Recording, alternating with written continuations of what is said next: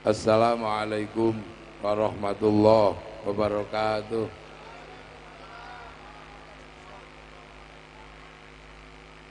Bismillahirrahmanirrahim. Bismillah, alhamdulillah. Wassalatu wassalamu ala rasulillah Sayyidina Muhammad ibn Abdillah wa ala alihi wa ashabihi wa azwajihi wa dzurriyyatihi wa ahli baitihi wa man tabi'ahum bi ihsan ila yaumil qiyamah. Para alim, para ulama, para kiai, para pemimpin, para ketua, Pak Camat yang saya hormati, dari Pak TNI, dari Koramil ya, dari Pak Kapolsek, Pak Lurah, Pak DPR,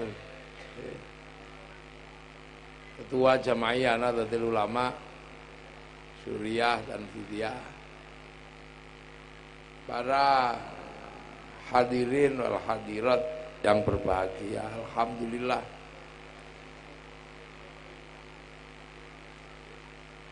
kita ngaji disambut udan, sebuah keberkahan yang luar biasa.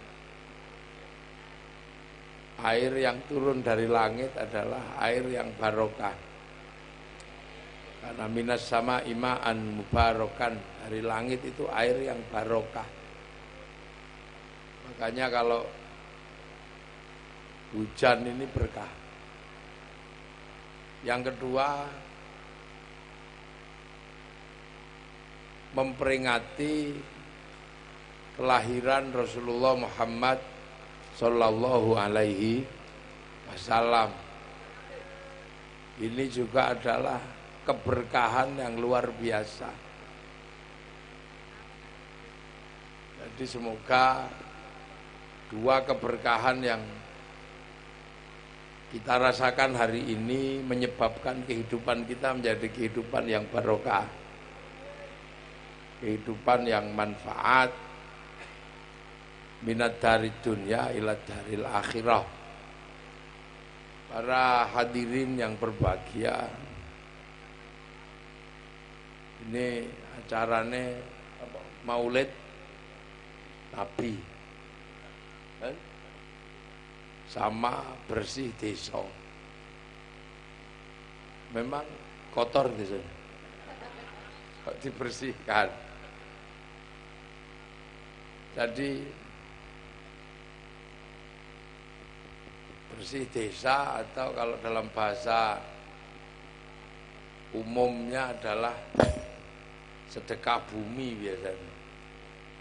Sedekah bumi atau bersih desa.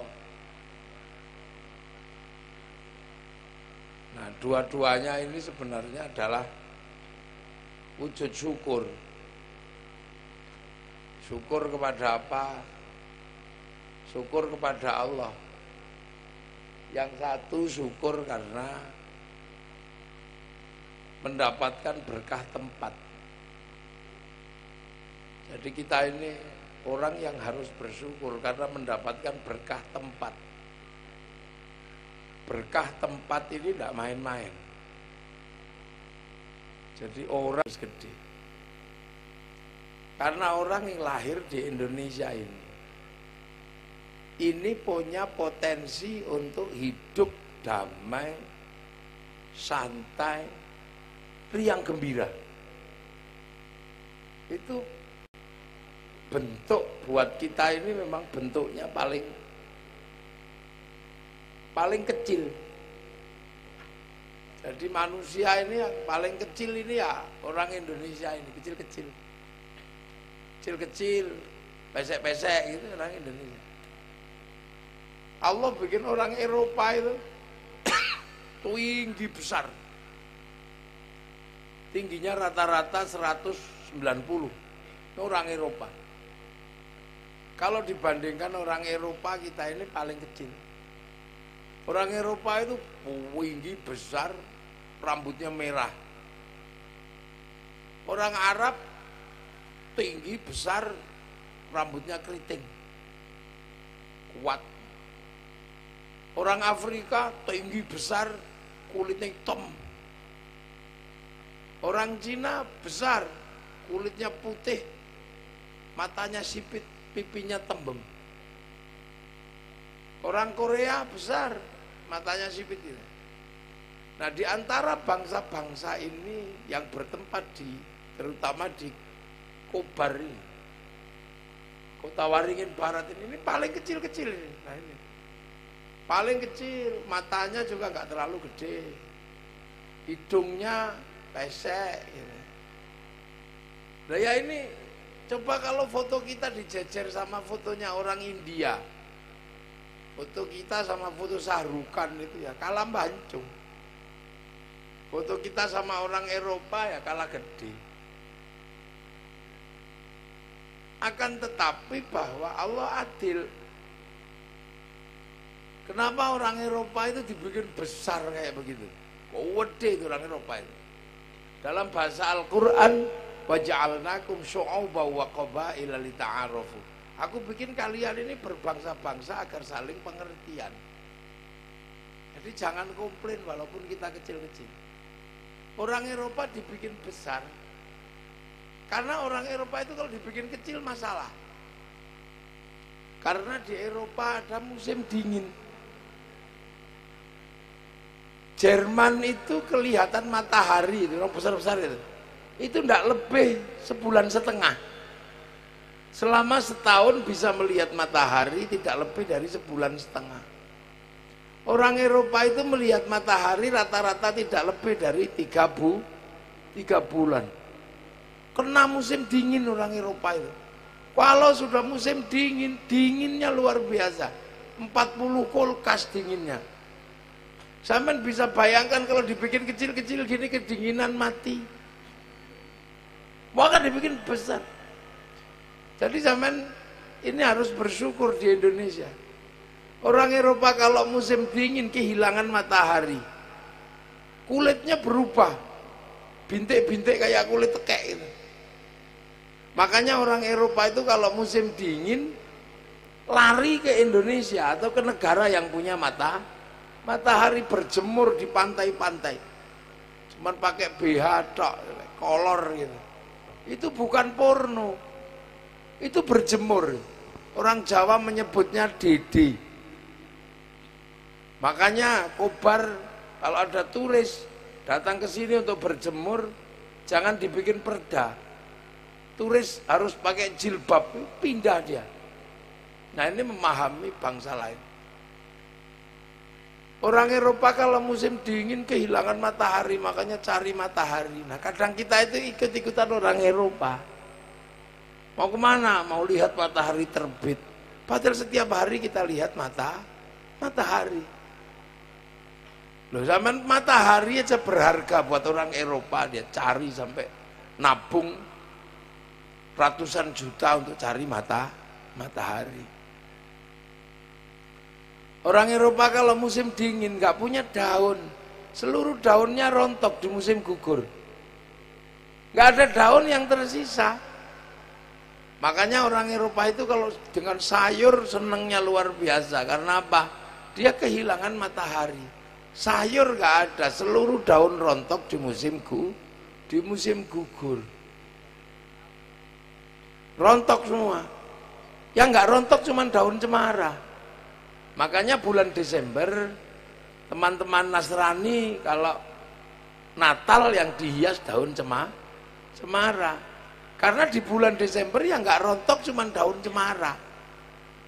Maka seandainya Natal itu kok asli Kota Waringin Barat, bisa daun jambu, bisa daun rambutan, bisa daun apa saja. Makanya itu orang Eropa kalau musim dingin nggak punya ikan, seluruh sungainya mengering. Jadi apa? Jadi es. Makanya kalau musim panas dia mengawetkan ikan namanya sarden, dimakan di musim dingin. Lah makanya kita jangan ikut-ikutan makan sarden, wong setiap hari kita ini ada ikan. Setiap hari ada, nggak dapat ikan kodok juga ada di sini. Betapa enaknya jadi orang Indonesia. Orang Eropa kalau musim dingin, kalau listriknya mati, kedinginan. Karena kalau musim dingin harus pakai pemanas, musim panas pakai pendingin. Makanya ada teknologi AC, air condition. Kita ini nggak panas, nggak dingin. Makanya teknologinya cukup sarung. Kalau panas kebut-kebut sarung, kalau kademen kemulan sarung. Loh, makanya orang sini paling suka pakai sarung. Orang Eropa kalau musim dingin sulitnya luar biasa. Makanya negara-negara Eropa itu kalau sudah musim dingin, dia nggak bisa kerja. Jaminan sosial harus kuat. Itu yang pertama. Orang Arab itu ganteng-ganteng karena apa? Di sana itu panasnya luar biasa. Air susah. Makanya kalau orangnya ganteng itu nggak mandi nggak apa-apa, cantik-cantik walaupun nggak mandi nggak apa-apa. Nah kalau di sini orangnya kecil-kecil gini nggak mandi ya tambah jelek. Makanya sama Allah dikasih air banyak. Makanan susah, harus berburu. Daun susah. Afrika, kenapa hitam begitu? Karena di sana Allah nitipkan singa. Nah, kalau dia dibikin putih, dikejar singa ketahuan. Makanya dibikin hitam itu biar kalau dikejar singa langsung tengkurep, nggak kelihatan. Nah ini yang kadang nggak pernah disampaikan. Orang Cina itu kalau udah kena musim dingin, makanannya susah. Musim dingin, salju turun, mataharinya keluar. Silaunya luar biasa. Makanya lama-lama karena silau juga kriip-kriip gini matanya sipit. Nah, kenapa kita kecil-kecil, pesek-pesek? Tidak ada masalah. Karena Allah menempatkan kita di belahan buminya yang paling baik, namanya Indonesia. Tidak ada belahan bumi yang paling baik selain Indonesia. Hanya orang Indonesia yang bisa menikmati apa yang bangsa lain nggak bisa menikmati. Matahari kita menikmati 24 jam setiap hari, pagi dari terbit sampai terbenam. Tidak panas, tidak dingin. Tahu-tahu hujan. Terus habis itu mataharinya keluar lagi. Setiap hari kita bisa menikmati buah-buahan. Setiap hari kita bisa menikmati udara yang enggak panas, yang enggak dingin. Lah ini harus disyukuri. Makanya negara-negara yang lain selalu bermimpi punya tempat kayak Indonesia. Makanya sampean jangan sembrono. Yang pengen tanah Indonesia itu banyak. Dulu orang Yunani mau pindah ke sini. Makanya ada cerita tentang Bartolomius yang menyebut kawasan ini dengan sebutan Argir. Argir itu adalah kawasan di mana matahari tidak pernah hilang sepanjang tahun. Daun tidak pernah rontok sepanjang tahun. Hawa nggak panas, nggak dingin, air nggak pernah menghilang. Nah itu yang disebut sebagai tanah Argir atau tanah surga. Sehingga bangsa ini kemudian didatangi banyak orang. Pendatang-pendatang dari India datang ke sini. Akhirnya lahirlah beberapa kerajaan Hindu. Di Kalimantan ada kerajaan Hindu tertua namanya Kerajaan Kutai Kartanegara. Terus kemudian punya kerajaan di Jawa, ada Tarumanegara, ada Salokanegara, ada Mataram, ada Kadiri, ada Singasari, ada Majapahit, ada Sriwijaya, semua ada. Nah itu menandakan apa? Tanah ini diimpikan banyak orang. Kemudian berikutnya orang Belanda sampai 350 tahun. Karena apa? Ya orang hidup di sini nyaman. Orang di sini nggak punya pekerjaan aja hidup. Ya yang penting rajin ke sungai bawa setrum hidup. Yang penting ke kebun cari brondolan sawit hidup. Golek terenggiling urip enak ini. Lah ini sampean jangan membayangkan. Makanya jangan sekali-sekali sampean membayangkan jadi orang luar.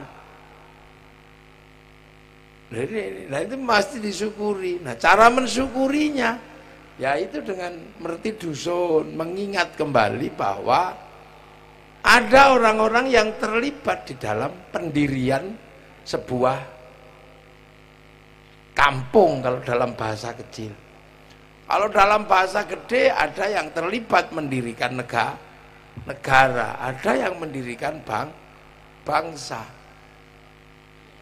Makanya di dalam Islam, orang-orang yang terlibat dalam perjuangan mendirikan sebuah kawasan, yang terlibat dalam sejarah kemanusiaan pasti diceritakan di dalam Al-Quran. Cuman skalanya kalau Quran itu kan skala internasional. Yang kita peringati ini desa. Tapi skala internasional diperingati. Makanya tinggalan-tinggalan para pendahulu itu ada. Makanya sampean kalau di Quran ada cerita tentang manusia pertama, Nabi Adam. Ada ceritanya. Jadi makanya satu saat sampean tidak boleh melupakan. Desa ini harus punya ceritanya. Dulu siapa yang pertama kali bangun desa? Kuburannya di mana? Kalau nggak tahu kuburannya, bekas rumahnya di mana? Ini harus dicatat.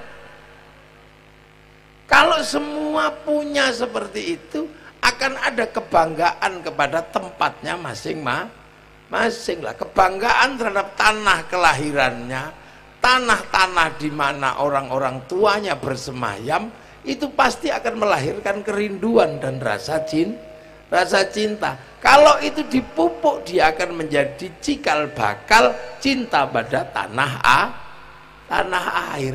Nah itu yang penting. Nah itu yang kadang kita lupa. Loh, makanya di Islam itu diceritakan, oh itu yang pertama kali turun ke bumi Nabi Adam. Nabi Adam itu di mana? Ya bois, pokoknya Al-Quran ceritakan. Sampai akhirnya ditemukan oleh Nabi Ibrahim.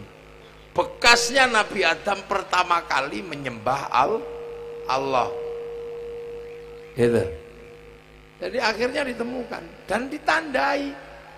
Jadi tinggalan orang tua dulu ditandai dan diabadikan. Makanya tempat pertama kali orang menyembah Allah di muka bumi yang dilakukan oleh Nabi Adam ditandai. Tanda itu yang kemudian disebut inna awwala baiti wudi'a lin-nasi lalladzi bibak kata mubarakah wa hudal lil alamin. Lah itu Ka'bah itu. Nah terus kemudian manusia kehilangan jejak dulu. Kehilangan jejak orang-orang awal. Nabi Ibrahim mencari jejak-jejak orang dahulu. Sampai akhirnya menemukan tinggalan-tinggalan orang dulu dibangun ulang. Nabi Ibrahim berdoa, Rabbana ini askantu min dzurriyyati biwadin ghairi dzi zar'in 'inda baitikal muharram. Rabbana liyuqimus sholata faj'al afidatan minan nasi tahwi ilaihim warzuqhum minas tsamarati la'allahum yashkurun. Tempat berdoanya Nabi Ibrahim itu diabadikan oleh Allah, dikasih nama Maqam Ibrahim di sana. Kemudian tempatnya Nabi Ismail bangun Ka'bah membantu orang tuanya, dikasih tanda namanya Hijr Ismail. Tempat berlarinya Siti Hajar dikasih tanda namanya Sofa Marwa. Tempatnya Nabi Adam ketemu dengan Siti Hawa dikasih tanda namanya Jabal Rahmah. Loh, itu Islam mengajari begitu, agar orang tidak kehilangan jejak masa lalu. Makanya dikasih tanda. Cuman itu kelas internasional. Makanya tinggalannya itu setiap bulan Muharram Ka'bah itu dibersihkan, diganti kiswahnya, tutupnya diganti, disiram pakai minyak, pembersihan. Cuman karena itu kelas internasional, namanya bersih Ka'bah. Lah kita ini ditinggali desa apa ini? Desa Pangkalan Dewa. Ya karena kalau kita Pangkalan Dewa, ya apa yang tersisa dari tinggalan masa lalu di Pangkalan Dewa? Ya kalau di sana bersih Ka'bah, sini bersih dusun atau bersih desa. Nah tinggalannya apa? Nah, sampean harus cari. Kapak pertama yang dipakai untuk nebang di kampung ini masih ada kapak ya gitu. Lah iya kan, transmigrasi kan tetap bawa kapak loh. Siapa orang yang pertama kali bikin lapangan ini? Kan pasti ada itu. Yang paling baru tahun 50-an, enggak apa 60-an. Loh 82 berarti kan baru kemarin. Daftarnya ditulis itu, transmigran pertama depan balai desa, diukir di batu itu. Oh ini Pak, ini makamnya di sana. Agar apa? Bahwa apa yang terjadi hari ini tidak bisa lepas dari sejarah perjuangan orang dulu. Sekarang tidak ada ulo. Dulu waktu datang ke sini ulo tok mesti. Sampean kan tinggal ketemu nikmatnya. Mumpung yang tua-tua masih ada, ditulis. Oh ini desa Pangkalan Dewa. Pangkalan Dewa ini sopo pertama kali. Kapak pertama yang untuk menebang hutan di sini itu, nek ono sisane diabadikan. Ini lho kapake Mbah mbiyen. Bila perlu sak katoke enggak apa-apa. Jadi bikin desa itu punya, nanti ditulis yang pertama datang ke sini. Itu jadi ketika nanti ada kayak gini bersih desa, tahlil itu khadorohnya jelas. Ila ruhi Mbah Marto, ila ruhi Mbah Tukijo, atau ila ruhi Mbah Sopo, ada di situ. Sama seperti kita, karena begitu tahu sejarah pertama dibuka Nabi Ibrahim, maka setiap kita sholat kama shollaita ala sayyidina Ibrahim wa ala ali sayyidina Ibrahim kama barok ta'ala sayyidina Ibrahim wa ala ali sayyidina Ibrahim fil alamina innaka hamidum majid. Jadi terus kalau kita punya uang, ziarah ke sana. Nah itu ziarah kalau punya uang. Haji. Kalau ndak keberatan haji, umroh. Kalau ndak bisa, yang ngadep sana, fawalli wajhaka syatrul masjidil haram. Bener-bener Islam itu tidak boleh melupakan jejak masa lalu. Cuman itu kelas internasional lah, ini kelas lokal Pangkalan Dewa. Loh itu makanya itu agar ingat. Setelah itu kita harus selalu menjadi bagian dari apa yang dicita-citakan oleh orang tua. Walladzina ja'u min ba'dihim yaquluna rabbana ighfir lana wa li ikhwanina alladzina sabaquna bil iman. Yang datang belakang ini jangan lupa mendoakan yang sudah pergi lebih dulu, yang bawa iman. Nah itu panjenengan punya tanggung jawab nanti nyusun itu. Wih itu luar biasa kalau itu sampai ketemu. Oh itu mbahku ya nih. Ya Allah, mbahku berangkat transmigrasi ki udunen min tulis. Oh ini turunannya. Itu luar biasa. Oh mbahku ini dulu sampai neng kene cokok tulon. Oh ini punya sejarah kebanggaan. Dan bangsa-bangsa yang besar adalah bangsa-bangsa yang membanggakan para leluhur. Leluhurnya hebat-hebat. Coba sampean bangsa Amerika itu membanggakan nenek moyangnya dalam film koboi. Waduh, Semua diceritakan di film koboi, habis-habisan. Bagaimana dia perang melawan India. Orang Cina membangkitkan kebanggaannya, film kungfu gak ada habisnya. Ular putih sampai ular hijau, Sun Gokong diceritakan semua. Loh, itu nenek moyang mereka. Orang Jepang, samurai diceritakan. Orang Korea, taekwondo diceritakan. Kita ini yang paling tidak bisa bercerita, makanya kita lebih suka menceritakan bangsa orang. Akhirnya kalau kita punya sesuatu yang baik, seolah-olah itu bukan punya kita. Punya ayam gede dikit, ayam Bangkok. Padahal netesnya di sini, makan taeknya orang sini. Tapi begitu gede gagah, ayam Bangkok. Jambu besar dikit, jambu Bangkok.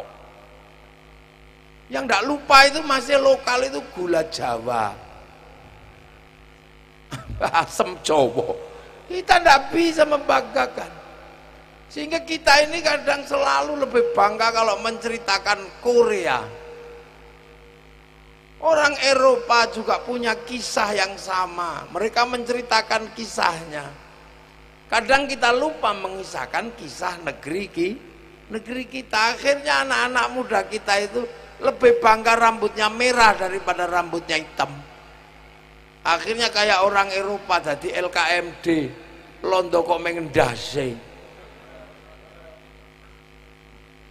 Ya kan, kita lebih bangga karena kita nggak pernah punya kesempatan untuk menceritakan bahwa kita juga punya bangsa yang besar. Orang Eropa punya kisah cinta Romeo Juliet. Orang Arab punya kisah cinta Kais dan Laila.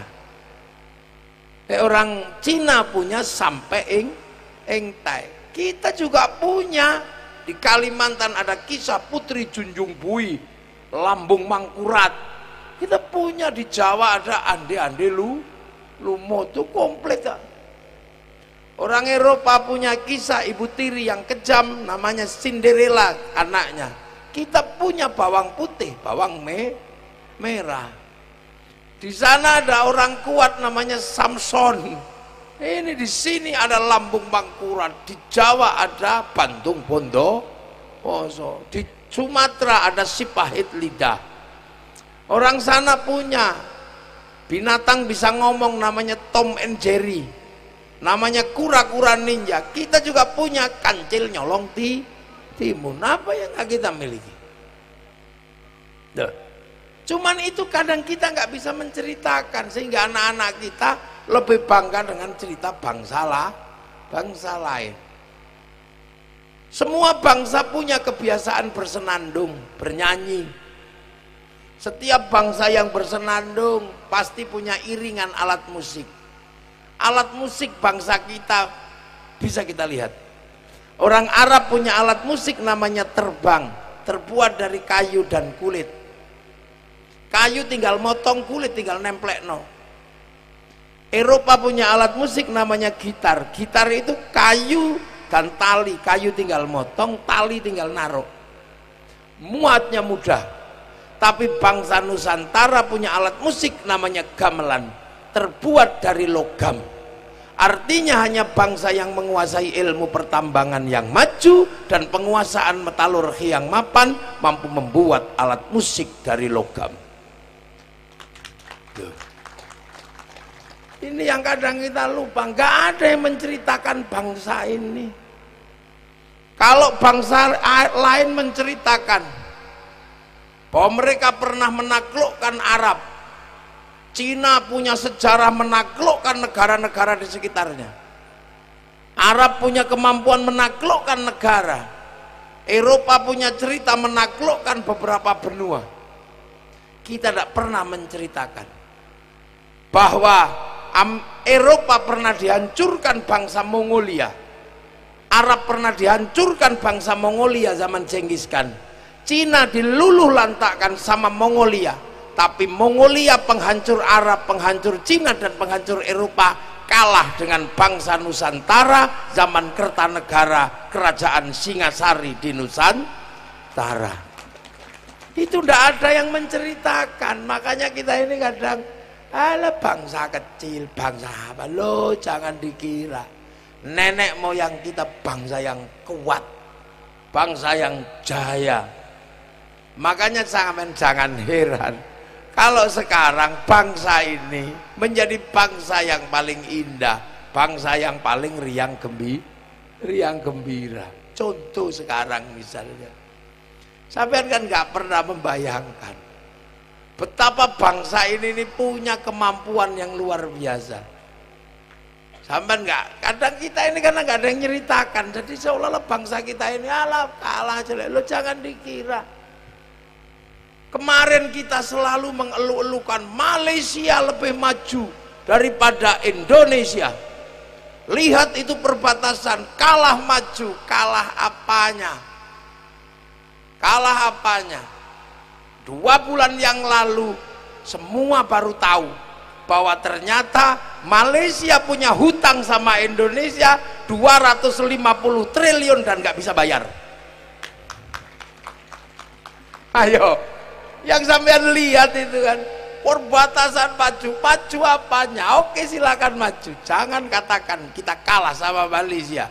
Ternyata Malaysia punya hutang kepada Indonesia 250 triliun dan nggak bisa bayar, minta penundaan pembayaran utang. Sampai nggak pernah dengar yang begitu, dengernya yang jelek. Negeri kita negeri jelek, Islam kita Islam jelek, selalu dengar yang itu terus setiap hari. Karena yang rajin menjelek-jelekan negara itu orang-orang yang kalah dan rajin di medsos. Kita tidak pernah dengar negara kita betapa kuatnya. Loh, tiba-tiba kemarin negara kita mampu bayar utang internasional 3.500 triliun. Loh, nggak ada yang tahu. Yang kayak gitu nggak pernah diceritakan. Yang diceritakan harga sawit murah, itu sudah. Karet murah, nah itu aja yang diceritakan. Pemilu curang, yang cerita yang kalah-kalah semua.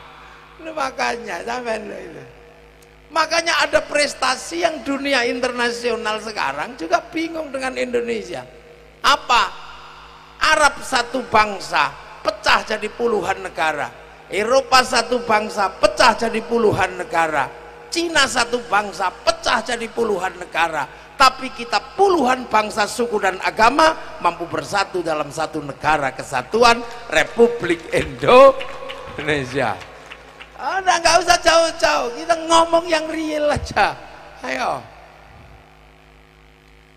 Terus kalau kita berbicara tentang kaum muslimin, kita ngomong yang real, nggak usah ngomong yang aneh-aneh. Islam itu bukan dari Indonesia. Dari mana? Dari Mekah sana, Rasul orang Mekah.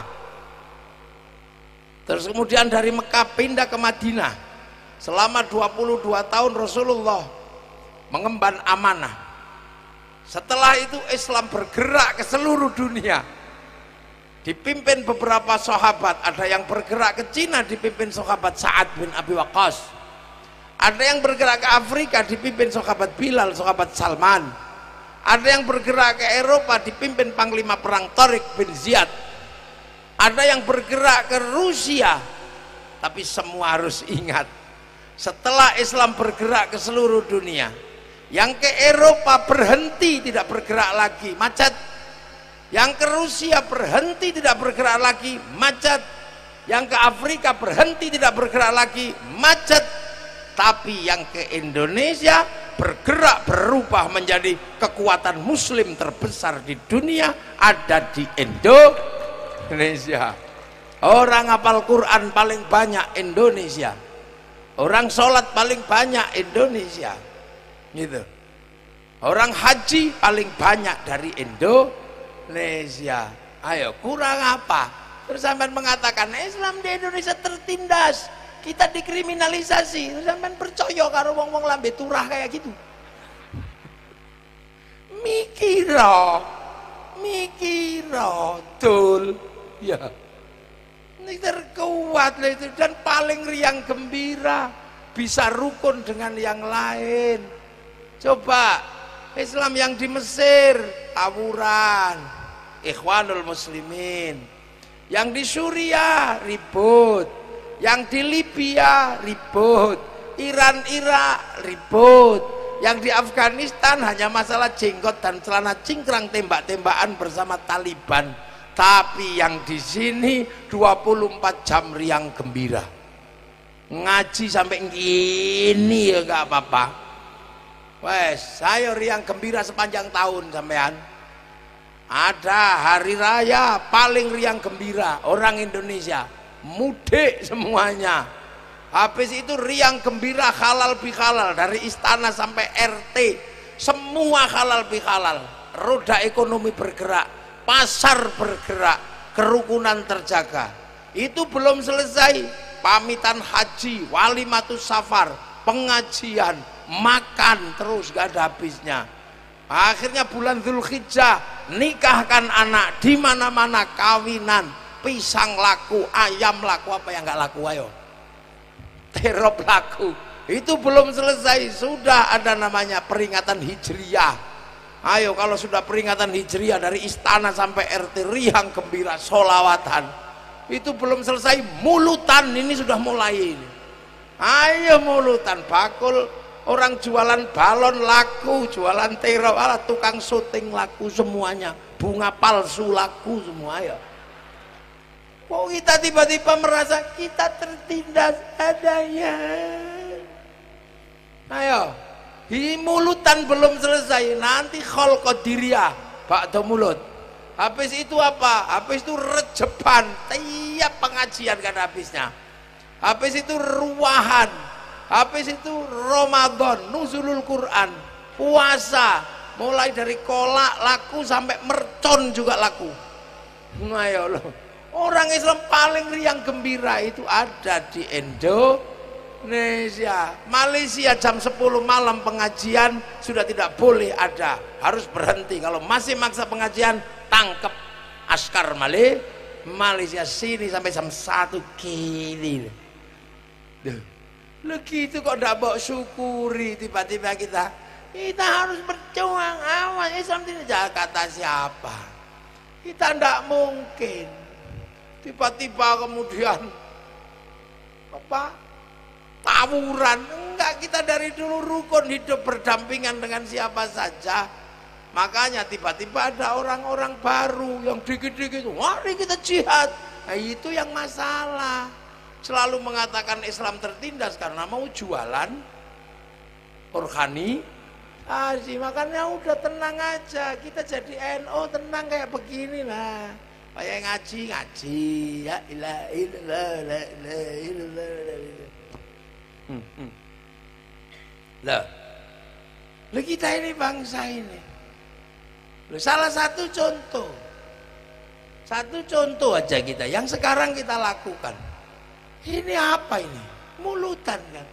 Tapi orang jual nasi ya laku. Ini komplit semua ini. Jual bakso, jual apa. Jadi satu semua riang gembira. Yang tua-tua ngaji, yang muda beli balon. Nah ini enggak cuma sekali, sepanjang tahun seperti ini. Gimana Islam enggak berkembang, enggak bergerak? Wong Islam itu riang gembira. Dan seringnya kita melakukan peringatan, akhirnya kita gampang ingat. Seringnya kita melakukan tasyakuran, gampang syukur. Makanya kayak mulutan ini mengingatkan. Ini peringatan maulid Nabi. Ini mengingatkan apa? Ya mengingatkan aja. Bahwa kita harus bersyukur. Karena apa? Karena kita masih kebagian agama Allah, kita harus bersyukur. Ayo, betapa kita gak bersyukur? Mengurang waringin aja masih kebagian agama Allah. Harus disyukuri. Walaupun bagiannya gak banyak. Quran 30 juz, ya sampai pangkalan dewa ya ada yang cuman kebagian Yasin, alhamdulillah. Karena rajin yasinan. Ada yang cuman kebagian kulhu, alhamdulillah karena rajin tahlilan. Ada yang cuman kebagian Bismillahirrahmanirrahim karena rajin nyuwuk loro untu. Ada yang cuman kebagian nun, alhamdulillah. Kalau dipanggil suaminya bu, nun. Nun wal qalami wa ma yasturun. Bagian. Hadis banyak dari Rasulullah. Alhamdulillah kita sudah kebagian walaupun satu. Apa? Innamal a'malu bin niat. Syukur. Doa yang demikian banyak kita sudah kebagian walaupun dua. Doa makan sama doa udah alhamdulillah. Loh, itu disyukuri, sedikit banyak disyukuri. Ya, sholat, ya alhamdulillah, tetangga kita sudah kebagian walaupun setahun sekali lebaran. Alhamdulillah tonggoku kayak wis kebagian Jumatan. Alhamdulillah. Oh alhamdulillah dia wis regep maghriban, subuhan lo komplit. Enak. Lah disyukuri, wong kita orang jauh kok. Rasulullah bukan orang Indonesia, Rasulullah itu orang Mekah sana. Mekah itu naik pesawat itu 9 jam. Renang kesasar. Di sana itu Rasulullah itu. Makanya orang yang pertama kali ketemu Rasulullah ya orang Arab. Makanya sahabat itu ya orang Arab. Enggak ada sahabat orang Pangkalan Dewa, itu enggak ada. Sahabat itu ya orang Arab, Rasulullah itu orang Arab. Namanya Abu Bakar, Umar, Utsman, Ali. Enggak ada sahabat kok namanya Paidi, itu enggak ada. Apalagi Joni, enggak ada. Sahabat kok namanya Bambang, itu enggak ada. Kecuali DPR. Lu enggak ada. Nah, Rasulullah itu di Mekah sana ngajar orang Mekah, ngajar orang Madinah. Nah, orang yang percaya sama Rasulullah namanya sahabat. Nah, sahabat ini kemudian mengajak ditinggal sama Rasulullah, namanya manusia meninggal. Nah, ada orang pengen belajar ke Rasulullah, nggak ketemu sahabat, nggak ketemu Nabi, ketemunya sahabat. Nah, orang ini disebut tabi'in. Nah, terus ada lagi ditinggal meninggal sahabat, ketemunya cuma tabi'in. Orang ini namanya tabi'ut tabi'in, pengikutnya pengikut. Belajar lagi, tak ketemu tabi'in, nggak ketemu sahabat, nggak ketemu Rasul, ketemu tabi'ut tabi'in. Nah, orang ini disebut tabi'ut tabi'in, pengikutnya pengikut. Nah, terus kalau orang Pangkalan Dewa namanya apa? Lah ya wis tabi'ut panjang. Orang NU di sini. Ya. Ikut kiai ini, kiai di sini. Nah, ini beliau ini. Ini ikut Kiai Hasyim. Kiai Hasyim Asy'ari. Kiai Hasyim Asy'ari itu ngerti iman, ngerti Islam. Itu tidak diajari langsung sama Rasul, diajari orang tuanya namanya Kiai Asy'ari. Terus dipondokkan tempatnya Kiai Khalil, pondokkan tempatnya Kiai Soleh. Lah Kiai Asy'ari itu diajari gurunya namanya Kiai Khairon. Kiai Khairon diajari gurunya namanya Kiai Abdul Wahid di Solo Tigo. Kiai Abdul Halim. Ya Abdul Halim diajari gurunya namanya Kiai Sufyan. Diajari gurunya namanya Kiai Jabbar. Kiai Jabbar diajari gurunya namanya Kiai Abdurrahman di Lasem. Ya Abdurrahman diajari gurunya namanya Kiai Abdul Halim Benowo. Mbah Benowo diajari gurunya namanya Mbah Cokrojoyo Sunan Geseng. Sunan Geseng diajari gurunya namanya Sunan Kalijogo. Nah, ini Sunan Kalijogo ini punya salah satu murid, termasuk pindah ke daerah sini namanya Kiai Gede. Loh, ini kan ini generasi keberapa coba? Nah, Sunan Kalijaga diajari Sunan Bonang. Sunan Bonang diajari Sunan Ampel. Sunan Ampel diajari Mbak Ibrahim Asmoro Kondi. Mbak Ibrahim Asmoro Kondi diajari Syekh Jumadil Kubro. Syekh Jumadil Kubro diajari Said Muhammad di Pasai sana, Samudra Pasai. Said Muhammad diajari Said Ahmad Jalaluddin di Campa, Kamboja. Said Ahmad Jalaluddin diajari Said Abdul Malik di Mongol. Itu diajari sama Said Alawi Amil Faqih. Said Alawi Amil Faqih muridnya Said Ahmad Sohib Mirbat. Said Ahmad Sohib Mirbat diajari sama Said Ali Kholiq Qasam. Diajari sama Said Alwi. Said Alwi diajari Said Muhammad. Said Muhammad diajari Said Alwi. Said Alwi diajari Sayyid Ubaidillah. Said Ubaidillah diajari Said Ahmad Al-Muhajir. Said Muhajir diajari Said Isa An-Naqib. Said Isa diajari Sayyid Muhammad, diajari Sayyid Ali Uraidi. Sayyid Ali Uraidi diajari Sayyid Ja'far Shadiq. Sayyid Ja'far Shadiq diajari Sayyid Bakir. Sayyid Bakir diajari Sayyid Ali Zainal Abidin. Sayyid Ali Zainal Abidin diajari Sayyidina Hasan Husain. Sayyidina Hasan Husain diajari Sayyidina Ali. Nah Sayyidina Ali ini yang diajari langsung sama Rasulullah Muhammad sallallahu alaihi wasallam.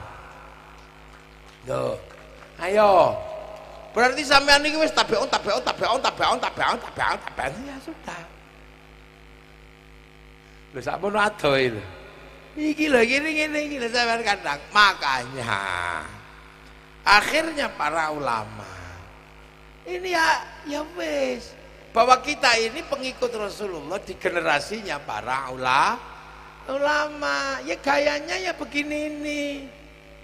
Kalau murid Rasulullah yang zaman sahabat ya namanya orang Mekah, makannya ya pakai 3 jari, yang dimakan kurma sama roti lah. Tapi kalau muridnya ulama di Pangkalan Dewa ikut makan dengan 3 jari ya kurat karit, yang dimakan soto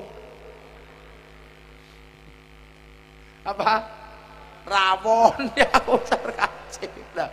Ini loh akhirnya orang tahu. Kalau sampean kemudian membayangkan zaman Rasul terus, nah sampean ya pusing sampean. Sayyidina Ali itu kalau sholat wong muridnya Nabi. Sayyidina Ali itu kalau sholat dipanah kakinya nggak kerasa saking khusyuknya. Lah kalau muridnya ulama, Allahu Akbar.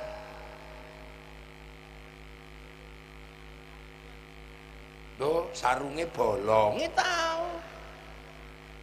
Yuk kelasnya beda, Allahu Akbar. Ini yang sholat TNI Polri. Begitu ada hujan, geratak-geratak, yang dipikirkan pertama, ya Allah sepatuku. Ya, wah itulah kalau muridnya Nabi di sana ya kelas berat itu muridnya Nabi. Allahu Akbar. Tiba-tiba ada ting ting ting, bakso. Allahu Akbar. Bismillahirrahmanirrahim. Sabbihisma rabbikal a'la alladzi khalaqa fasawwa. Lama ini. Isuwe mesti. Lihat kelas kita. Makanya para ulama itu memberikan pelajaran agar muridnya ulama yang jauh ini bisa mendapatkan apa?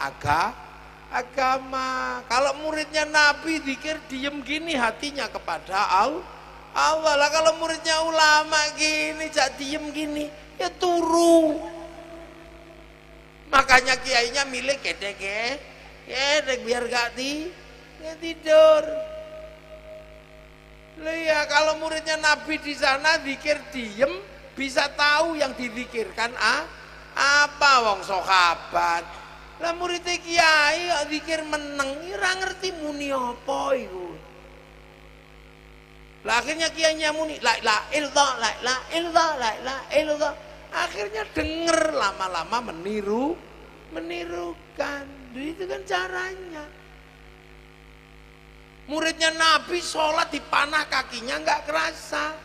Makanya muridnya Nabi kalau sholat Allahu Akbar nggak ada orang terganggu. Tapi muridnya kiai ini matanya belum bisa sholat. Makanya kalau jadi kiai sholatnya jangan aneh-aneh, langsung Allahu Akbar gitu aja. Nggak usah pakai Allah Akbar. Ya matanya makmumnya iku nyetop apa ngono. Le muridnya kiai, muridnya nabi dipanah kakinya nggak kerasa. Le muridnya kiai lah, kesenggol lain jingkat gini lah ngono sing sampai wah ikut digerayang ini ya ojo Kang. Mulano gitu. Muridnya nabi denger adzan langsung dateng. Le muridnya kiai krungu adzan, ya isi delok TV. Makanya pujian mestinya zuhur setengah 12, mundur setengah 3. Rabbana Rabbana belum datang ya tombo ati wis pegel nambah niatine dhewe. Kalau nggak datang baru diuruki jangan jenengan teko. Loh. Ini makanya cara-cara ulama mengajarkan itu ya standar muridnya ulama. Nah itu yang kadang orang sekarang, oh itu bid'ah. Zaman Nabi nggak ada itu lah, zaman Nabi nggak ada, wong kamu nggak ada di zaman Nabi, rupamu lu reneng. Nah ini makanya santri ini stabil, enak. Karena apa? Tahu, oh ini zaman sekian, oh ini kesekian, oh kita di zamannya ulama. Makanya sering-sering pengajian kayak begini kalau muridnya ulama. Kalau mau datang ya akhirnya ngaji semua. Nah kalau tidur matanya nggak ngaji. Kalau nggak dengarkan ya kupingnya nggak ngaji. Tapi selagi mau duduk di situ bokongnya bokong ngaji. Besok begitu dihisap, mana matamu ngaji? Tidur ya Allah. Kupingmu mana? Nggak denger ya Allah. Lah terus kayak bokong saya yang ngaji ya. Ya udah watasyadu arjulum, hisap bokongnya. Oh bokongnya bokong swarga. Ya udah bokongmu masuk surga. Bokong lo ya Allah. Loh makanya kiai kalau pengajian ya bikin apa? Itu. Ya bikin ngaji biar didengar orang, makanya pakai speaker. Yang nggak bisa ngaji biar kupingnya pernah ngaji Quran. Besok kalau dihisap mana matamu ngaji? Nggak bisa baca ya Allah. Mulut nggak bisa baca. Lah terus ya kalau kuping pernah denger, hisap kupingnya. Oh ya kupingnya masuk surga. Wong pernah denger Quran. Kuping tok ya Allah. Nah, makanya ikhtiar para ulama itu adalah bagaimana Islam bisa dipahami oleh masyarakat di kelasnya para ulama. Makanya tenang aja. Kenapa ulama-ulama sini juga nggak ribut masalah jenggot? Karena bangsa sini rasnya mongoloid, bukan ras Semit. Kalau ras Semit itu jenggotnya pasti panjang. Lah kalau ras mongoloid itu nggak punya jenggot, makanya jangan ribut jenggot. Makanya dulu orang sini waktu pertama kali datang Islam pakai jubah sama orang Indonesia disebut baju syar'i. Wong bajunya aja baju takwa. Jubah itu baju syar'i. Nah, karena jubah itu baju syar'i tapi nggak bisa dipakai nanam padi, nggak bisa dipakai manjat kelapa, maka baju syar'inya dipotong. Potongan baju syar'i namanya syar'un. Nah orang Jawa dulu nggak punya huruf ain, punyanya monggo potongo, maka syar'un menjadi sarung. Makanya orang sini nggak perlu ribut cingkrang apa enggak. Kalau sudah pakai sarung gampang. Pengen cingkrang lintingan sing dhuwur. Pengen melotrok dono. Tapi kalau sarungan enak karena apa? Kalau dipakai belebetan pasti nyantol. Ya Allahu Akbar pasti nyantol. Masih pun ngantuk-ngantuk Allahu Akbar pasti nyantol. Nah itu, nah cara-cara ini yang sekarang kadang digugat. Itu nggak ada di zaman Rasul. Ya wong kitanya nggak ada. Kalau semuanya ngotot begitu, nggak ada apa-apa Islam itu. Sahabat ngaji Quran, hafal Quran. Akan tetapi sahabat kemudian tahu begitu ditinggal Rasulullah, dia harus ngajari generasi yang nggak punya, yang nggak ketemu Rasul. Makanya harus nulis Quran.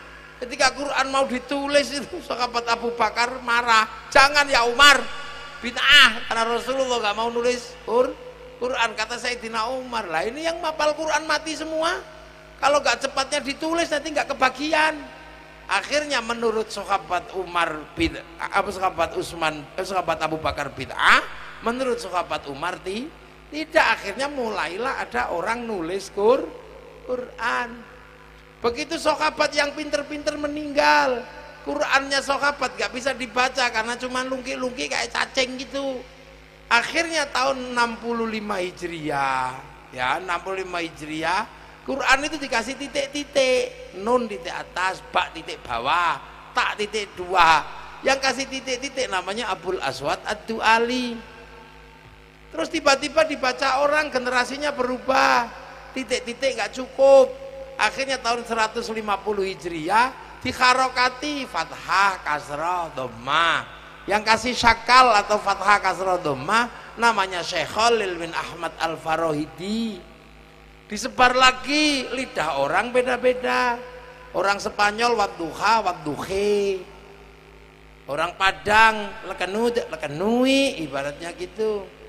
Orang Sunda alladzina alladzina, orang Jawa alhamdulillah kamdu, ya hayu ya qayyum ya kayuku ya yumu robbil alamin robbil ngalamin. Semua terjadi. Maka 250 Hijriah Abu Ubay Qasim bin Salam penelitian nulis kitab At-Tajwid fi Qiraatil Quran. Nah, ini setiap generasi beda. Loh, makanya kalau generasinya ulama yang tenang itu kan karena tahu, oh kita ini ternyata generasi kesekian yang tinggal menerima nikmatnya orang Indonesia.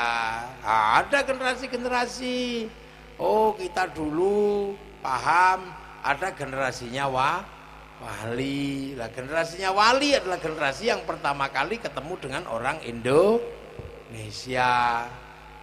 Itu generasi yang ketemu dengan orang Indonesia.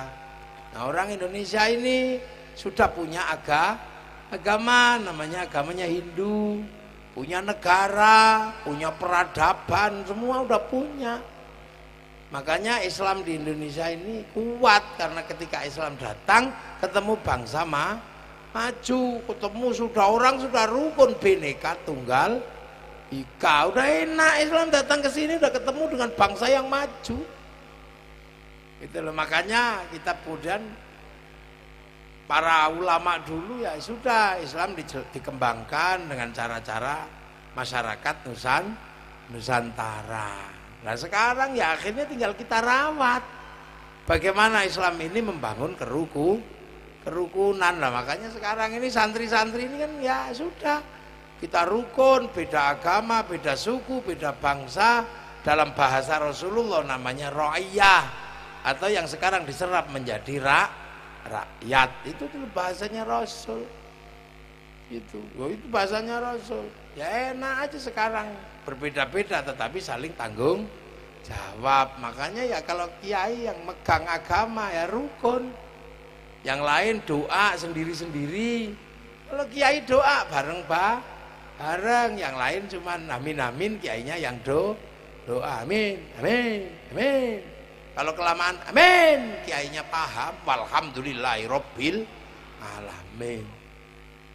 Nah setelah itu kalau semuanya pengen doa ya diajak ke alun-alun kabupaten namanya Kota Waringin Barat beristighosah. Akhirnya semuanya datang ke sana, apa yang nggak laku?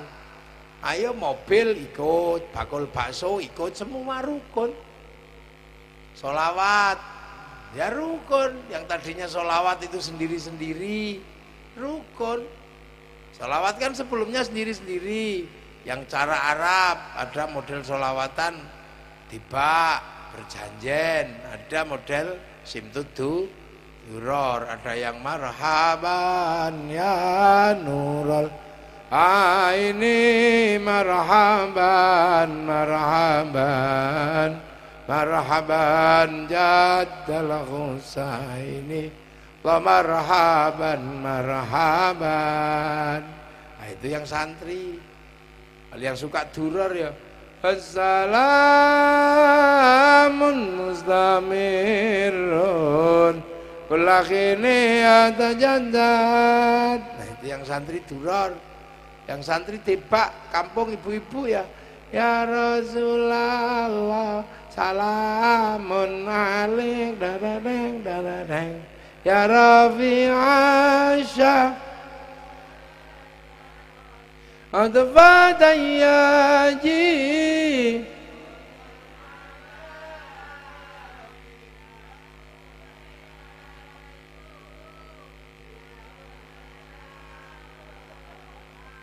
ya wailal jud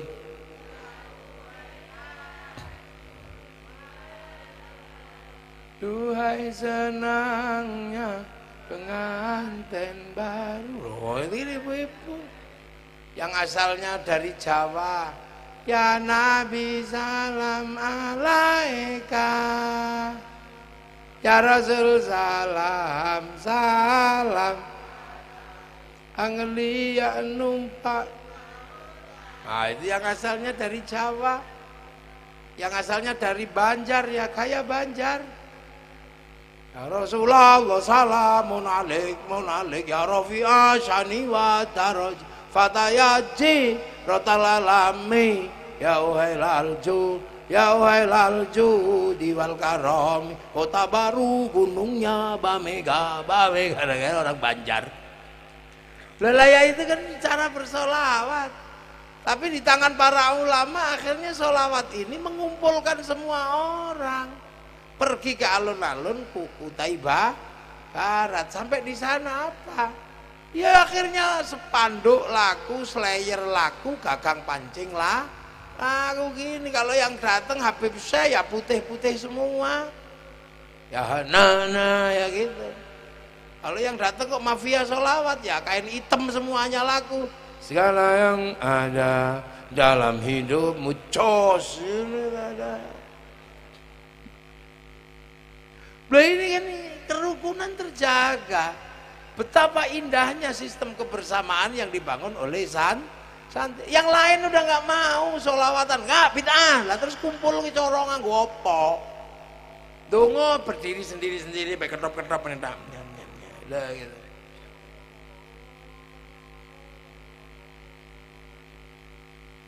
Duhur pasar. Oh, asar. Allah Akbar, Allah Akbar. Asyhadu an la ilaha illallah. Asyhadu an la ilaha illallah.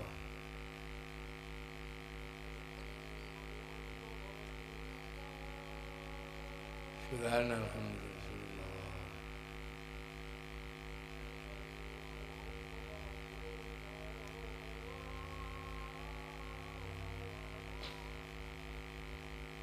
Asyhadu anna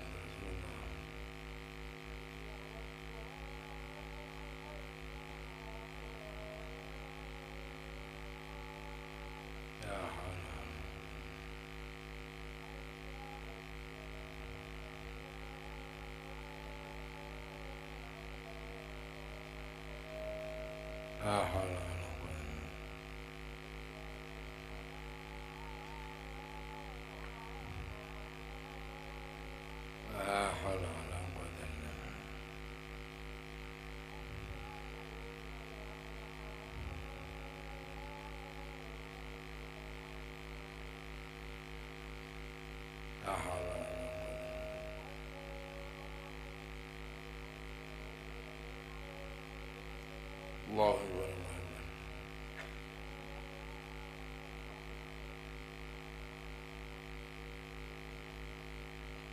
La ilaha illallah. Allahumma rabb hadhihi al-qiyamah siratal qa'imah bil alim. Innaka la tukhliful mi'ad ya arhamar rahimin. Nah itulah santri. Makanya apa-apa kalau yang menjadi tulang punggung ini masih santri, rukun, makan tumpeng rukun jadi satu, ingkung ayam satu, jadi rukun semua, doa bareng-bareng, selawatan bareng-bareng. Ada orang mati masih ngumpul bareng-bareng sampai 3 hari, 7 hari, 1000 hari, khol, terus ziarah. Kalau sudah ziarah, rukun, bis pariwisata juga lah, aku. Ya apa yang santri? Masih jalan semua seperti ini. Loh, makanya selagi kekuatan santri ini masih terus ada, insya Allah bangsa ini akan tetap kuat, tidak akan tercerai-berai, dan tidak akan pernah mengorbankan anak bangsa sendiri. Jadi, makanya kayak gini ini penting, kegiatan-kegiatan seperti ini. Makanya pemerintah juga harus memahami bahwa inilah cara santri merawat negeri, membangun kebersamaan, memutar roda ekonomi, agar apa? Agar persatuan terjaga, keamanan terjaga, dan yang lain bisa saling bersama. Nah, kalau ini terus-terusan begini, ya rukun bangsanya. Makanya kalau kita mau tanya, kenapa kita bisa rukun? Puluhan bangsa bisa bersatu dalam satu negara, puluhan agama bisa bersatu dalam satu negara, ya karena cara kita merawat bangsa Indonesia dengan cara seperti ini. Yang tidak dikit-dikit terus, mari kita kembali kepada Quran, ribut. Mari kita kembali kepada sana. Oh, ini nggak ada yang harus dicontoh langsung Quran. Nah, kalau itu terus kamu lakukan, beberapa bangsa sudah jebol, sudah kocar-kacir, Mesir urat-karir. Nah, itu makanya kita ini sederhana aja caranya para ulama mengawal dan menjaga agama, sambil kita riang gembira, betul pelembungan, belutan. Nah ini, nah termasuk tadi itu, termasuk cara mengingatkan kepada bahwa kita punya sejarah bangsa. Nah itu harus ada yang nulis, dan itu pekerjaan anak-anak muda dari pangkalan dewa. Sampean tulis itu anak-anak muda di sini, cari dan digali. Terus kuburannya tandai,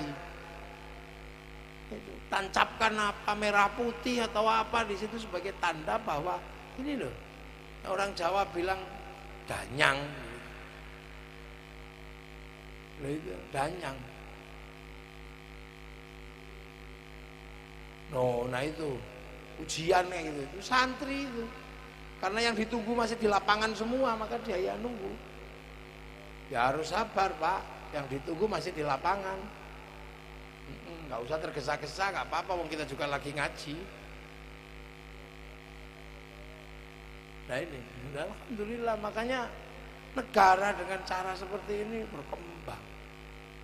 Nah inilah yang dicita-citakan para pendiri bangsa, punya bangsa yang rukun, punya agama yang kuat.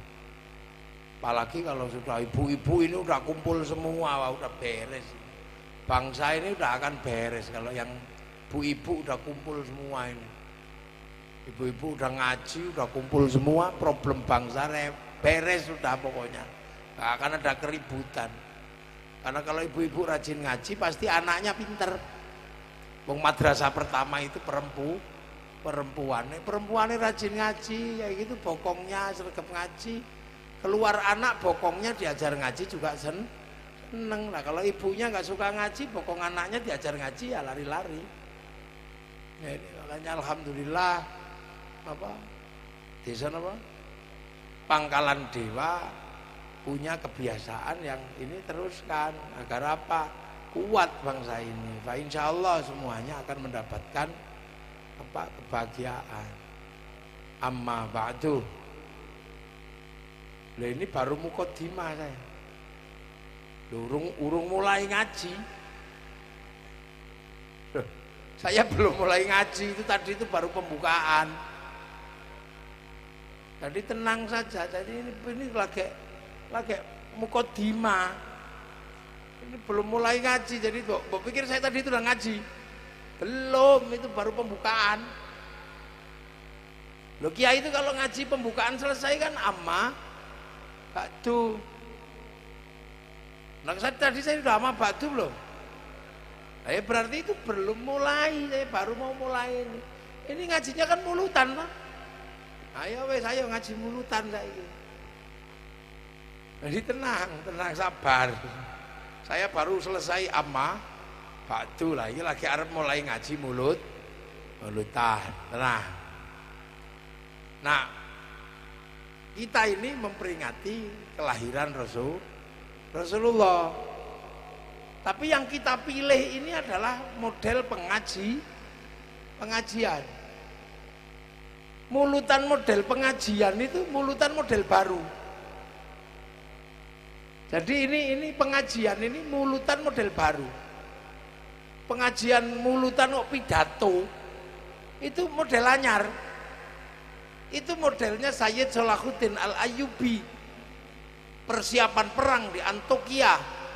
Itu diadakan mulutan dengan cara pengajian untuk membangkitkan semangat rindu Rasul, semangat mengingat agama. Ya itu mulutan model anyar. Makanya saya katakan ini termasuk mulutan model anyar. Nah, kalau mulutan yang asli apa? Makan. Saya tahu dulu. Mulutan yang asli itu makan. Makanya tak lihat tadi kok nggak ada makanannya, nggak ada. Loh betul, ya. Mulutan yang asli itu makan. Makanya dari dulu beda antara Isra Mi'raj, Nuzulul Quran itu beda. Orang nenek moyang kita dulu kalau mulutan pasti mengeluarkan makanan, pasti. Jadi mulutan yang asli itu ya mangan itu.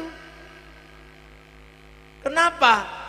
Karena mulutan itu Rasulullah puasa. Jadi Rasulullah setiap memperingati kelahirannya itu Rasulullah puasa.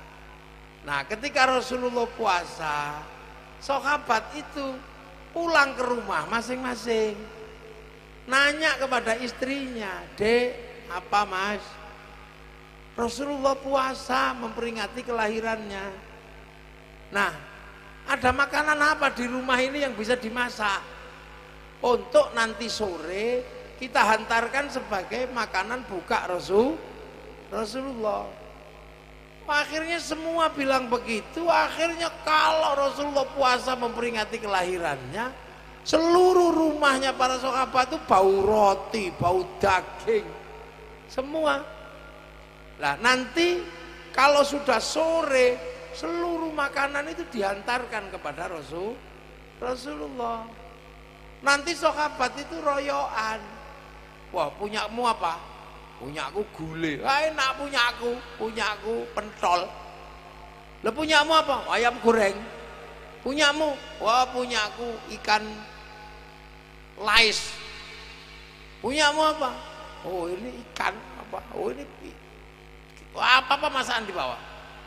Nah, apa yang diharapkan oleh sahabat kalau sudah makanan banyak? Semua mengharapkan makanan itu disentuh sama Rasulullah. Pengen disentuh, terus diicipi.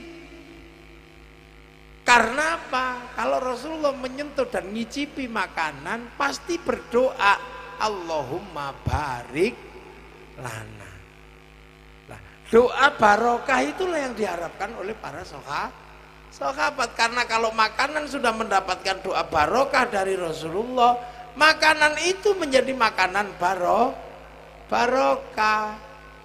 Kenapa? Karena didongani donga barokah. Loh, apa makanan bisa nyimpen doa barokah? Ya bisa, jangankan makanan nyimpen doa, orang kaset aja bisa nyimpen suara. Flash disk bisa nyimpen gambar. Makanya orang kalau sudah kena doa Allahumma barik lana, doa barokah dari Rasulullah, maka makanannya menyimpan doa barokah. Lah kalau makanan itu barokah, dimakan jadi daging barokah. Lah daging itu kalau barokah pasti mengajak ke kebaikan, dan daging barokah tidak dibakar oleh api neraka. Maka doa barik lana itu terusannya waqina adzabannar. Lah nanti makanan barokah itu sisanya dimakan para sahabat. Selebihnya dibawa pulang kepada anak dan istri di di rumah karena makanannya barokah, maka makanan yang dibawa pulang namanya berkat. Loh, ini yang kadang sampean nggak tahu, makanya kalau ada mulutan pasti keluar makanan. Gitu lah. Makanan itu nyimpen doa ya nyimpen. Tergantung sampean mau simpen doa apa. Kalau makanan dikasih doa I love you, dimakan perempuan yang kita cinta, ya I love you. Makanya calon lurah biasanya takut sama makanan yang nggak dikenal. Jangan-jangan makanannya nanti isinya doa linggis. Mangannya dengkreng ini. Nah itulah makanya nenek moyang kita dari dulu kalau mulutan pasti yang pertama kali disiapkan apa? Tabarruk makanan, makanya masak sing enak-enak, taruh di sini, doakan doa barokah, ditabarrukkan, nanti dimakan semua itu yang di dalam ini jadi daging barokah, yang dibawa pulang namanya berkat. Itu kan dari dulu begitu. Makanya di Turki kalau ada mulutan ya makanan sepanjang jalan. Di Cetnya Rusia sana kalau ada mulutan makanan sepanjang jalan. Di Jawa tumpengnya kerajaan itu gede ini sak pecet itu. Semua menyiapkan makanan. Orang Banjar kalau mulutan roti kue-kue keluar. Orang Bugis juga sama, orang Sumatera sama, orang Kalimantan kalau mulutan keluar makanan digantung-gantung di mana untuk apa? Ditabarrukkan. Loh makanya nenek moyang kita dulu pinter, setiap ada waktu tabarruk makanan, naruh makanan yang enak-enak biar nanti dimakan itu enak lah. Sekarang orang tidak paham, waktunya tabarruk makanan, bikin makanannya nggak enak. Nasinya keras, tempenya atos, minyak keriting, begitu waktunya dimakan ya nggak enak. Akhirnya dibawa pulang Pak Kano pite, akhirnya piti sing barokah loh. Makanya sampean ibu-ibu itu kalau ada acara gini tabarruk makanan. Makanya sesuk nek mulutan kayak begini, itu keluarkan makanan yang enak enak Pak Lurah itu makanya enak keluarkan.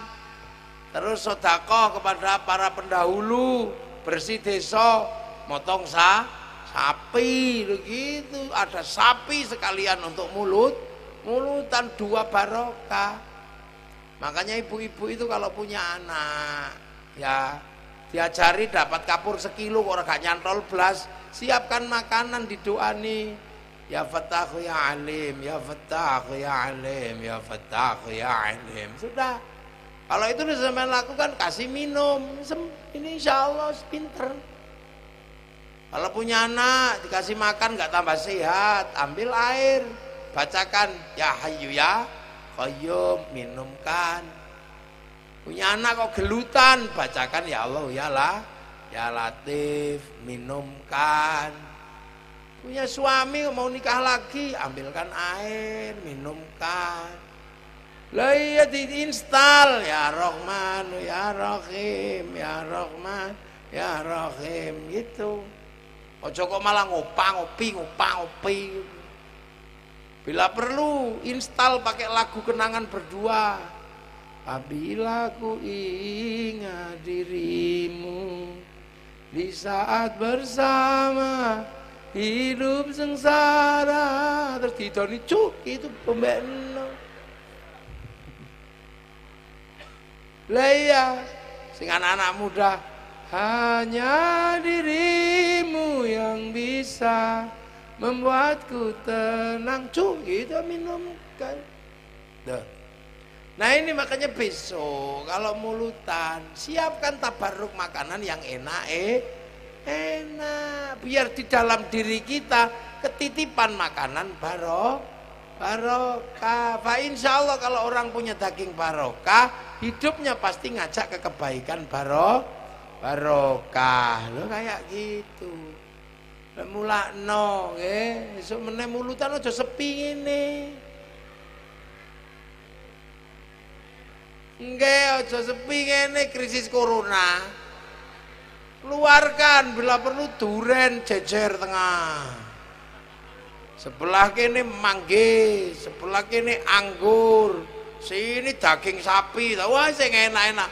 Begitu didongani walhamdulillah rebutan makanan, gantungi graji biar grajinya barokah. Yang punya uang banyak gantung sanyonya barokah gitu. Jadi kumulutan sepi ini ya.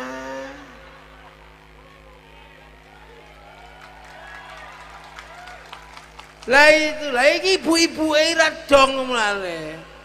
Jenengan itu kalau ada mulutan masak yang enak-enak biar semua kebagian makanan barokah.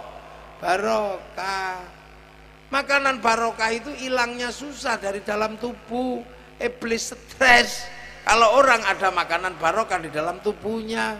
Kalau pahalanya zikir itu cepat hilang. Berzikir ya Allah ya Allah ya Allah ya Allah ya Allah. Begitu pulang itu sampean kalau bokong jengking, wow hilang. Tapi kalau makanan barokah awet, makanya tahun depan kalau mulutan pakai tumpeng yang besar. Yang anak-anak kecil memang seneng anak coklat, borong coklat Indomaret itu, diroyokan gitu. Tataan makanan semua ada di sini. Jadi begitu selesai gini makan bareng semuanya barokah. Loh itu mulutan sing asli. Nah kalau mulutan pengajian ini mulutannya Sayyid Salahuddin Al-Ayyubi, persiapan perang di Antokia untuk membangkitkan semangat, maka diceritakanlah cerita Nabi, maka peringatan Maulid Nabi kemudian berisi pidato. Kalau yang asli ya makan. Makanya mestinya di mix, digabung, ya mangan, ya pengajian gitu. Terus baca sholawatnya ya orang kemeng samit ngono iku sampean. Mestinya kalau baca sholawat dari pagi sampean habis subuh. Lah mulutan maca sholawat meng makhlul qiyam pit nyeleren. Apa sampean mulutan maca sholawat mek ik nyeleren. Lho, besok sing dawa ket bar subuh maca sholawat. Jadi setiap mulutan itu habis subuh itu sudah mulai baca sholawat sampai kiai ini teko.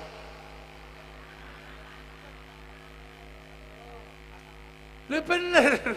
Kalau pengajiannya siang becol, ada pengajiannya malam, ya sampai belengeri ganti sip. Nah itu baru di Turki itu kalau mulutan baca maulid mulai habis subuh sampai jam 12 malam. Lho gitu nek misalnya maca maulid yo sing dawa, maca maulid kok makhlul qiyam yo leren. Alah, salah cetoplas sampean iki. Guyu deh. Guyu. Ya, dawa. Maca maulid, napa? Mangke tak sangoni ngene kok angel. Besok meneh mulutan iki maca selawat sing dawa. Sedina. Dadi subuh sound system wis setat. Habis subuh wis maca selawat. Wis kok gentenan. Ngono maca sak durur lengkap, dibak lengkap, berjanjian lengkap, semua lengkap diwaca. Lah rampung sampai kiai ini teko. Begitu kiai ini teko lagi mahallul qiyam, baru pengajian, bar pengajian terus mangan. Enak lah itu baru mulutan sing asli.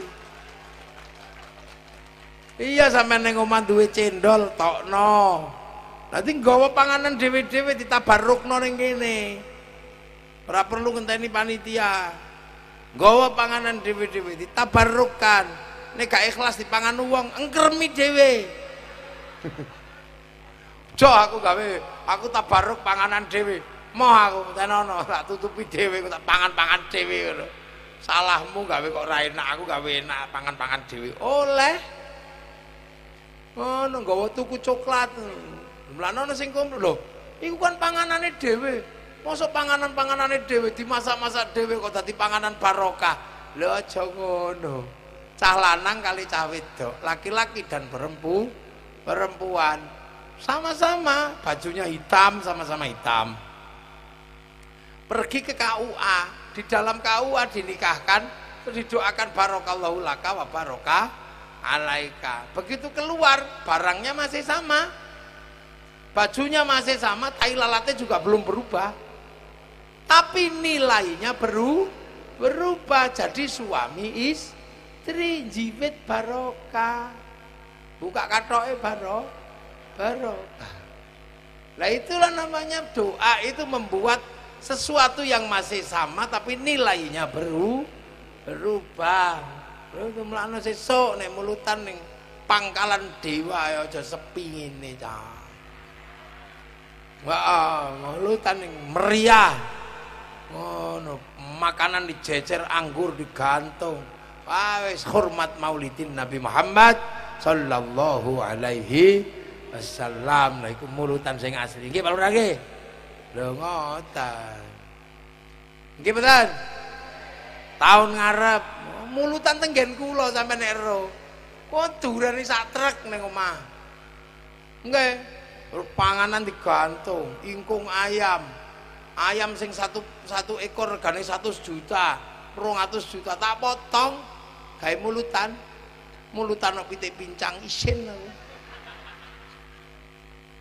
Iya. Tanok pitik potong sin. Lah itu makanya sampai gawe enak-enak, beli sapi wong itu maulid sekaligus bersih deh. Bisa motong sapi sing enak, lapangan ngene wis seneng. Lah perlu bengine tekakno apa? Qosidah apa rame. Nanti sing dodol-dodol jajan ya seneng dagangane payu, mulai seneng soalnya dagangane payu. Idkhalus surur sedekah kabeh dadi sedekah. Lah ngene iki sing kadang wong lali. Wah, bersih desa kok wayangan, dudu wayangane. Tapi mbiyen wayangan itu mendatangkan orang. Akhirnya karena orang datang jualan, begitu jualannya laku, dia pulang seneng iku dadi sedekah. Itu wayangan sing mati lah apa seneng wayang, ora seneng wayang prei. Nah itu. Makanya alhamdulillah pangkalan dewa hari ini sedang mulutan, tapi kemudian mulutan yang model pidato. Mudah-mudahan tahun depan campur model makan. Amin Allahumma amin. Baik, dieling-eling gitu aja sesuk mulutan. Tulis, dicatat. Tadi di situ digantungi apa kira-kira? Sing iso gantung panci, sing iso gantung graji, gantung graji. Sing kira-kira iso gantung sepeda motor, gantung sepeda motor. Kok diroyok, ruyuk kan seneng. Sing ndek dhuwit nyebar dhuwit kan 10.000-an apa 2.000-an mesti rame nih, masya Allah. Lho wong kok lak terus anak cah cilik-cilik niku seneng mulutan iki nyenengake. Akhirnya ora perlu diulangi seneng, mesti seneng mulutan.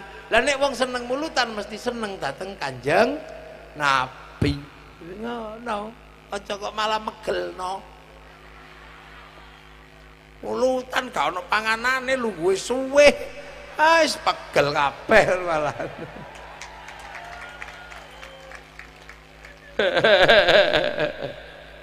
Lu ngoten.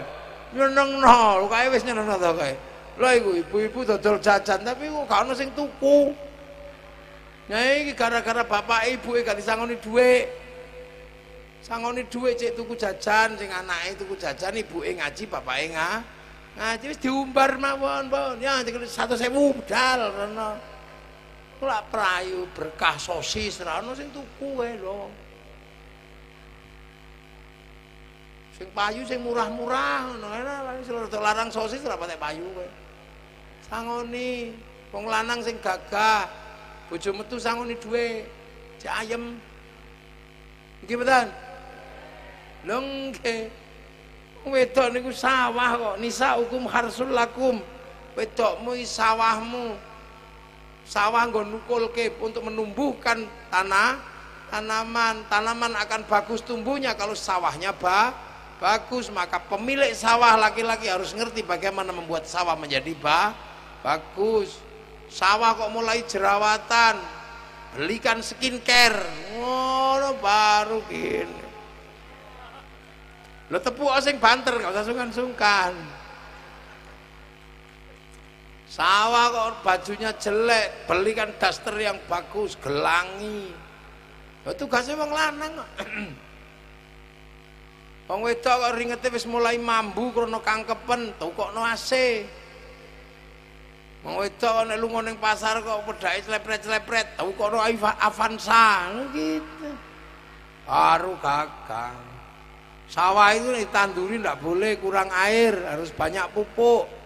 Kalau kurang air, kurang pupuk, tanamannya jelek. Makanya perempuan tidak boleh kurang pupuk, maka harus selalu pegang uang. Maka tugas laki-laki kasih uang sama perempuan.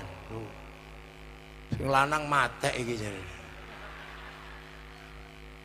Lah itu dunia itu begitu, nanti kan sing dodol jajan ya seneng rame. Panganan sing enak-enak ra petek payu, sing murah-murah yang payu. Pentol sing gede ra payu, sing payu pentol sing ciri-ciri ya lho. Nah ini tahun depan insyaallah bikin yang lebih besar. Ono panganane, bikin pasar malam bila perlu. Nah insyaallah lho iki wis nyenengno lho.